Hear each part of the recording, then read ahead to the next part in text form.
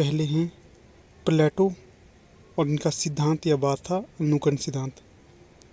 अगले हैं अरस्तु, इनका सिद्धांत या बात है अनुकरण त्रासदी विरेचन सिद्धांत।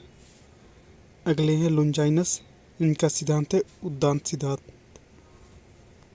अगले हैं रिचर्ड्स, इनके सिद्धांत है मूल्य सिद्धांत, संप्रेषण सिद्धांत, अर्थमीमांसा सिद्धांत, भाषा संबंधी विचार सिद्धांत। अगले हैं टी.एस. इलियट, इनके सिद्धांत है निर्व्यक्तिकता का सिद्धांत, वस्तुनिष्ठ समीकरण का सिद्धांत। अगले हैं क्रोचे, इनका सिद्धांत है अभिव्यंजना का सिद्धांत। अगले हैं वर्ड्सवर्थ, इनका सिद्धांत है काव्यभाषा सिद्धांत और स्वच्छंदतावाद। अगले हैं कॉलरिज, इनका सिद्धांत है कल्पना फैंटेसी का सिद्धांत। अगले हैं हीगेल, इनका सिद्धांत है द्वंद्ववाद।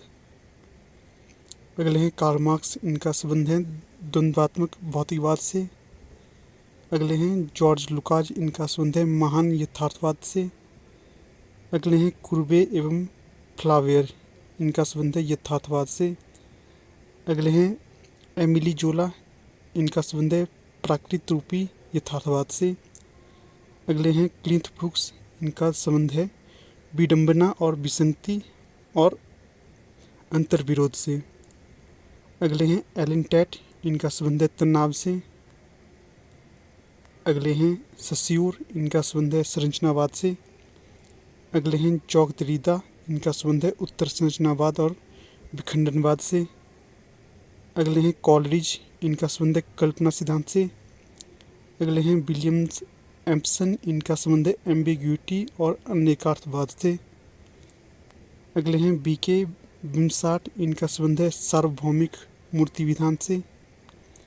अगले हैं नॉर्थप फ्राई, इनका संबंध है मिथकीय समीक्षा से।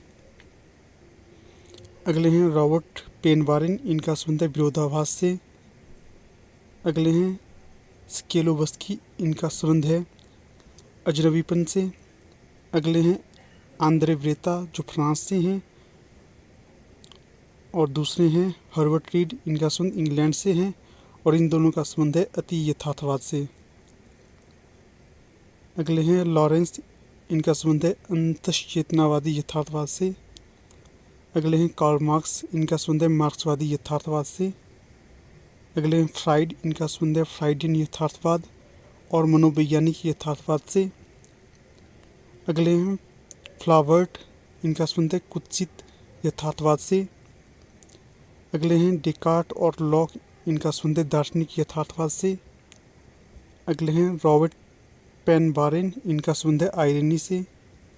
अगले हैं सोरेन किरकेगार्ड, इनका संबंध है अस्तित्ववाद से। अगले हैं इजरा पाउंड, इनका संबंध है बिंबवाद से। अगले हैं बादलेयर, इनका संबंध है प्रतीकवाद से। अगले हैं दादावाद, इनका संबंध है जययार से। अगले हैं बेन जॉनसन, इनका संबंध है नवशास्त्रवाद से।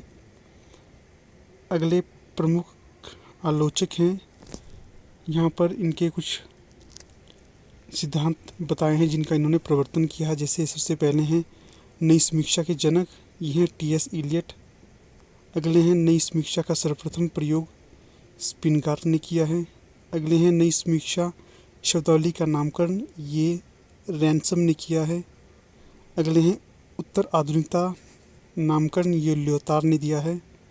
अगला है विसंरचनावाद के प्रवर्तक, ये देरिदा थे। अगला है संरचनावाद के प्रवर्तक, ये फर्दिनांद सासूर थे। अगला है उत्तर संरचनावाद के प्रवर्तक, ये सासूर थे। अगला है बिंबवाद के प्रवर्तक, ये एफ.एस. फ्लिंट थे। अगला है संवेदनशीलता का असहचार्य। तो पहला प्रश्न पूछा गया था, निम्न में से कौन सा कथन प्लेटो के संबंध में असत्य होगा। ठीक है, प्लेटो के संबंध में एक कथन असत्य होगा, उसके बारे में बताना है। पहला कथन है इनका जन्म और मृत्यु, जन्म 427 में हुआ था और मृत्यु 347 में हुई थी, तो ये सही हो जाएगा। दूसरा है इनका जन्म स्थान इंग्लैंड बताया गया है। और तीसरा है इनका मूल नाम एरिस्टोक्लोलिस था। चौथा है अरबी फारसी नाम इनका था अफलातून। तो बताना है यहाँ पर कौन सा कथन गलत हो जाएगा, तो ये हो जाएगा कथन 2। जो इनका जन्म स्थान है ये इंग्लैंड में नहीं यूनान में माना जाता है। तो यहाँ पर कथन 2 गलत हो जाएगा, बाकी सभी कथन सही हो जाएंगे।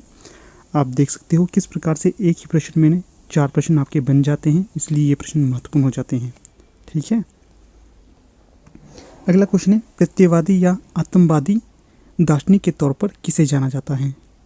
तो एक बार इसे एंटी नेट की परीक्षा में पूछा गया था सीधे सीधे कि जो निम्न में से कौन सा विचारक प्रत्ययवादी या आतंकवादी कहलाता है?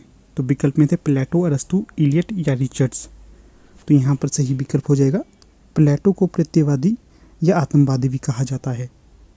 ठीक है, प से प्रत्ययवादी और प से प्लेटो, आप इस प्रकार से इसको याद रख सकते हो।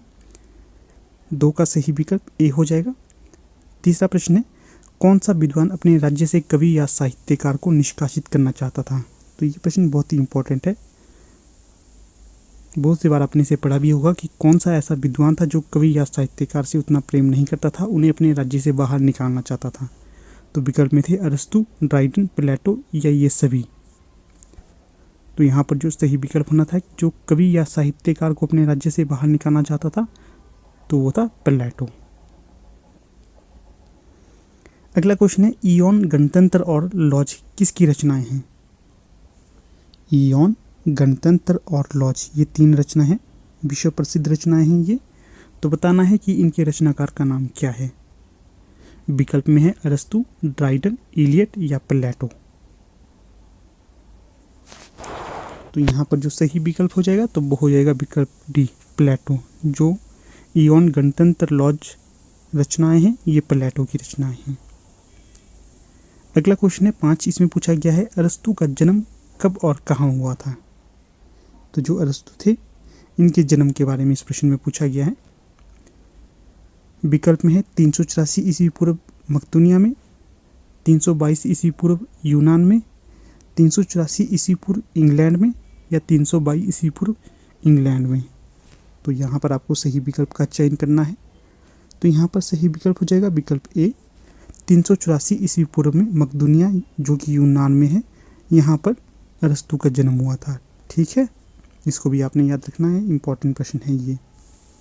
कब हुआ था अरस्तु का जन्म? 384 ईस्वी पूर्व में। और कहाँ हुआ था? मकदूनिया, यूनान में। तो वीडियो के अंत में आपको बताना है कि आपके इन प्रश्नों में कितने प्रश्न सही हुए हैं। इससे आपकी तैयारी का पता चल जाएगा कि आपकी कितनी अच्छी तैयारी हो रही है।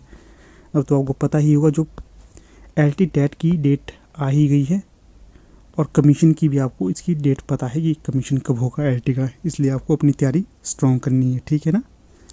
अगला जो क्वेश्चन है यहाँ पर इसमें पूछा गया है अरस्तु के शिष्य कौन था और अरस्तु के गुरु कौन थे? यहाँ पर अरस्तु के शिष्य और गुरु के नाम के बारे में पूछा है। प्लेटो और सेल्यूकस थे, इलियट और ड्राइडन थे, प्लेटो या सिकंदर थे, कॉलेज या सेल्यूकस थे। तो आपको यहाँ पर सही विकल्प का चयन करना है। तो जो सही विकल्प हो जाएगा तो वो हो जाएगा विकल्प बी, अरस्तु के शिष्य थे सिकंदर और अरस्तु के गुरु थे प्लेटो। सही विकल्प सी हो जाएगा। याद रखिएगा क्या था, प्लेटो अरस्तु के गुरु थे और सिकंदर महान अरस्तु के शिष्य थे। अगला क्वेश्चन है 7, इसमें पूछा गया है पेरिपोइथिकेस और वसीयतनामा किसकी रचना है? तो जो ये 2 रचना है बहुत ही ज़्यादा प्रसिद्ध है, तो इनके रचनाकार का नाम हमें बताना है। यहाँ पर विकल्प में है प्लेटो, अरस्तु, कॉलेज या क्रोचे। तो यहाँ पर जो सही विकल्प हो जाएगा तो वो हो जाएगा विकल्प बी, अरस्तु की रचनाएं हैं। पेरिपोइथिकस और वसीयतनामा ये दोनों ही प्रसिद्ध रचना है और ये दोनों ही रचनाएं अरस्तु की हैं।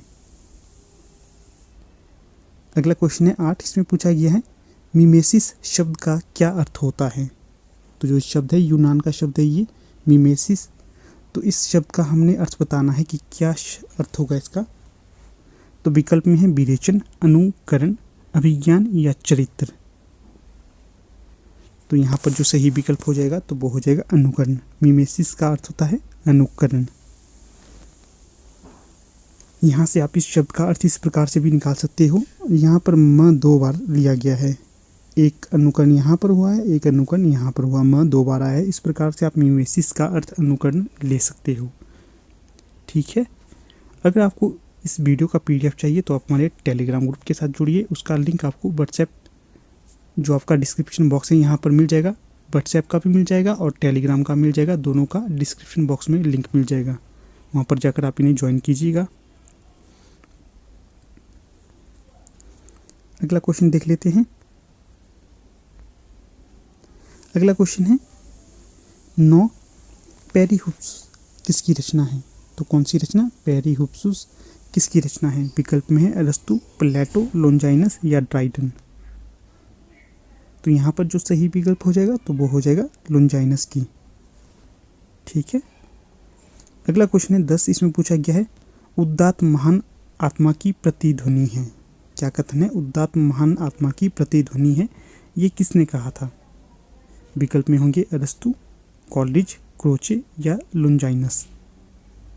तो सही विकल्प यहाँ पर डी हो जाएगा, लोंजाइनस का ये कथन होगा। तो कई बार इस प्रकार से प्रश्न पूछा जाता है कि उदात्त सिद्धांत किसने दिया था? तो जो उदात्त सिद्धांत दिया था यह भी लोंजाइनस के द्वारा ही दिया गया था।